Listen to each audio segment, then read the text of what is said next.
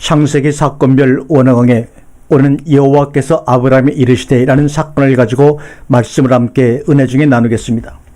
오늘부터 살펴볼 아브라함의 하나님은 지금까지는 다르게 어떤 단회적인 사건, 즉 에덴의 거역이나 홍수 심판 또는 바벨탑 사건으로 사람을 만나시는 단회적인 사건의 하나님이 아니라는 것입니다. 아니라 한 사람의 일생과 그의 삶 속에 깊이 개입하셔서 말씀하시고 간섭하시며 인도하시는 연속성적 하나님을 만나게 됩니다. 창세기 12장 1절에 여호와께서 아브라함에게 이르시되 너는 너의 본토 친척 아비집을 떠나 내가 너에게 지시할 땅으로 가라. 신앙생활은 하나님의 다가오심으로 시작이 됩니다. 설령 사람이 먼저 말을 걸었다 해도 하나님의 반응이 없으면 성사되지 못하는 것이 바로 신앙생활입니다. 성경을 보면 어떤 때는 사람이 하나님께 접근하여 하나님의 반응을 얻어내는 수도 있지만 그럴 때는 사람의 문제를 해결하고자 하나님을 찾는 경우이고 하나님께서 당신의 뜻을 이루시고자 하실 때는 하나님께 사람을 찾으십니다. 창세기는 지금까지 사람이 하나님을 찾는 경우는 없었고 오히려 하나님께서 아담을 찾으시고 노아를 찾아오시며 바벨탑 쌓는 것을 보시려고 강림하셨습니다. 그리고 이제는 아브라함에게 오셔서 아브라함을 찾으십니다. 사람이 하나님을 찾는 경우 그 성사 가능성이 희박하지만 하나님이 사람을 찾아오실 경우에는 실패하는 일이 거의 없습니다.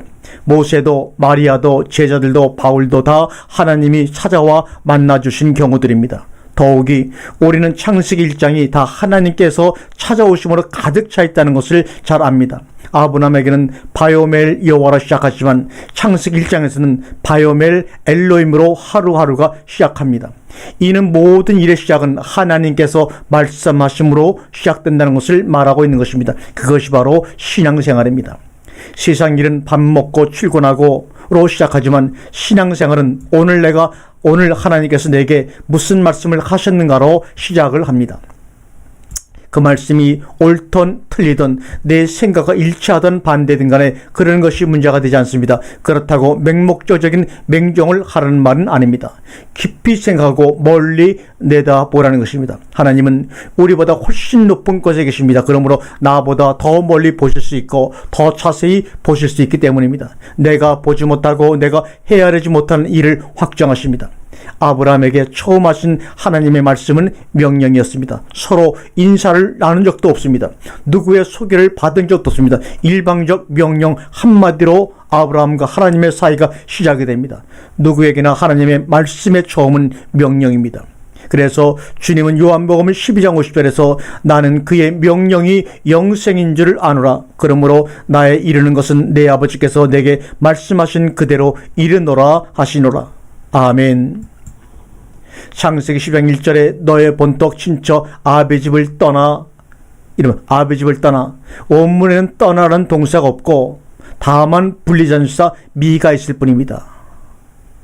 믿음이란 자기를 떠나는 것입니다. 너의 땅, 너의 가족, 너의 아비집 다 너와 관계된 모든 것으로부터 분리가 되는 것입니다. 분리되어야 할 것은 자기입니다. 자기에서 하나님께로 옮겨가는 것이 바로 신앙입니다. 자기 땅, 자기 권속, 자기 아비집 등은 든든한 믿음의 요소들입니다. 그것들을 의지하고 사는 것이 바로 세상의 생활입니다. 고로 하나님께로 가려면 그 세상 생활로부터 떠나야 합니다. 그것들을 버리라는 말이 아니라 방향과 목적을 바꾸라는 말입니다. 뭐뭐로부터 뭐뭐에게로 말입니다. 믿음의 근거지를 바꾸는 것입니다. 그것들은 하나님이 주신 것이 아닙니다. 그것은 태생적이고 환경적이며 관계성적인 것들입니다. 더욱이 그것들은 현실적이며 가시적인 것들입니다. 부인할 수 없는 것들입니다. 무시할 수 없는 것들입니다. 없어도 되는 것이 아닙니다. 그럼에도 하나님이 주신 것이 아닙니다. 하나님께서 그냥 묵인할 수 있는 것은 아닙니다. 공생할 수 있는 것이 아닙니다. 무엇인가 양당간 선택을 해야 합니다. 오늘날 우리 신자들의 크게 잘못된 생각은 너의 본토 친척 아비집에 축복해 주시고 잘되게 해주시고 번창하게 해 주시라고 빌고 있습니다. 하나님의 뜻과는 전혀 반대의 것을 빌고 있으면서도 당당하게 자기가 하나님을 믿고 있다고 생각하는 것 자체가 얼마나 어부성설인지 모릅니다. 주님은 너의 본토 친척 아비집을 떠나라고 하는데 우리는 하나님 나의 본토와 나의 친척과 나의 아비 집을 축복해 주소라고 그렇게 강하게 부르짖으며 금식까지도 때로는 합니다. 그것들이 잘 될수록 여러분 하나님으로부터 멀어진다는 사실을 깨닫지를 못하고 있습니다. 그들이 그렇게 비는 것은 하나님의 부르심이 없기 때문입니다. 하나님의 부르심을 깊이 생각해야 합니다. 아브라함에게 내려진 명령은 아브라함의 문제만은 아닙니다. 야곱에게도 내려졌습니다. 야곱이 부모 밑에 있다가는 마마보이 받게 될 것이 없습니다. 요셉에게도 내려졌습니다. 역시 부모 밑에 있다가는 채석옷 미소년밖에 될 것이 없습니다. 모세에게도 내려졌습니다. 예굽에 있다가는 복분의 대통을 이어받을 것밖에는 없습니다. 사무엘은 그래서 젖되자마자 한나의 품을 떠나 성막 생활을 합니다. 주님은 영광을 버리고 이 땅에 오셨습니다. 바울은 주님의 남은 권한을 채워가고자 출세가 보장된 바리새인의 교권을 버리고 고난의 길을 택했습니다. 저와 여러분, 우리는 무엇을 포기했습니까? 내가 내게 지시하는 땅으로 가라. 주님은 이렇게 우리에게 분명히 말씀하고 있습니다. 직역하면 내가 내게 보여준 그 땅으로 가랍니다. 보여줄 미래의 땅이 아니라 이미 내가 내게 보여준 땅으로 가라 그 말입니다. 라하, 보게 하다, 보여주다. 그러므로 지시할 땅이 아니라 보여주는 땅이란 말이 정확히 맞는 번역입니다. 보여주는 땅, 보여준 땅입니다.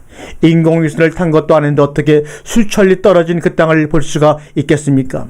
곧 하나님은 그 땅을 아브라함에게 계시하신 것입니다.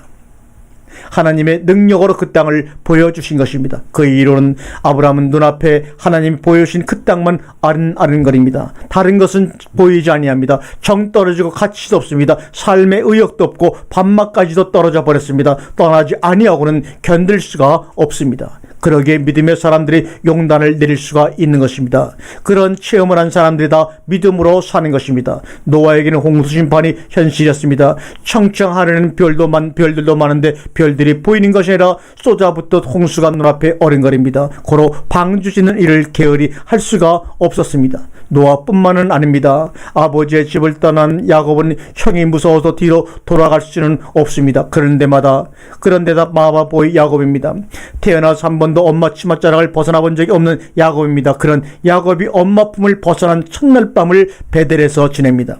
거기서 체험한 사건으로 말미암아 엄마 치맛자락이 사라졌습니다. 이제는 더 이상 마마보이도 아닙니다. 대상이 부모에서 하나님으로 바뀌었습니다. 상대가 형에서 자신으로 바뀐 것입니다. 하늘에 닿을 사다리를 본 것입니다. 그 사다리만 오르면 하나님의 보좌가 있는 하늘에 닿을 수 있다는 믿음이 생긴 것입니다.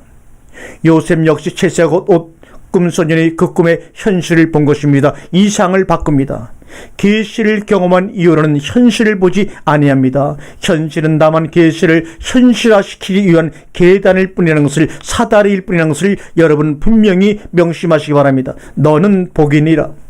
창세기 12장 1절에 내가 너로 큰 민족을 이루고 내게 복을 주어 내 이름을 창대케 하리니 너는 복의 근원이 될지라고 말합니다. 1절의 명령이 2절에서는 약속으로 바뀝니다. 명령의 계시로 이어지고 그리고 약속으로 발전합니다. 약속으로 계시가 구체화되고 계시로 인하여 명령이 받아들여집니다. 믿음으로 믿음에 이르게 한다는 말이 바로 이 말씀입니다. 무엇보다 복을 받은 사람은 그 자신이 복이 된다는 사실입니다. 복을 받은 자는 복다운 무엇을 받는 것이 아니라 복 그 자체를 소유하게 됩니다. 큰 민족을 이룰 수 있는 복이요, 남을 축복할 수 있는 복이며 이름을 창대케 하는 복이고, 나아가서 복 없는 자를 복이 되게 하는 복입니다. 우리가 하나님을 믿고 모시고 그 엄청나고 거창한 하나님을 모시는 것이 아니라 하나님은 사랑이시라 사랑을 갖게 되는 것이며, 복 대신 하나님을 모시면 그 하나님이 우리 속에서 복으로 바뀌는 것입니다. 그래서 사도 바울은 이렇게 말하고 있는 것입니다. 고린도 전서 1장 30절에 너희는 하나님께로 나서 그리스도 예수 안에 있고 예수는 하나님께로 나와서 우리에게 지혜와 의로움과 거룩함과 구속함이 되셨으니 아멘.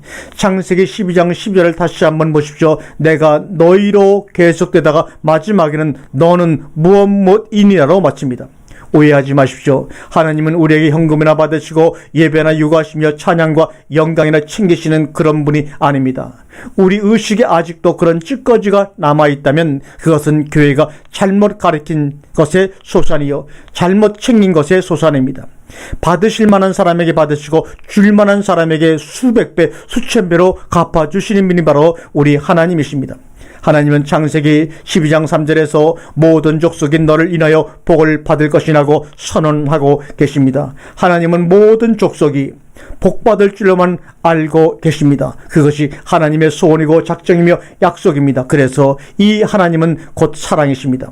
이 하나님의 이 소원, 이 작정, 이 약속을 위반하면 그것이 곧 저주인 것입니다. 저주받음에 있어서 그 어느 누구도 책임이 없습니다. 책임질 사람은 다만 저주를 자초한 자신뿐입니다. 아멘.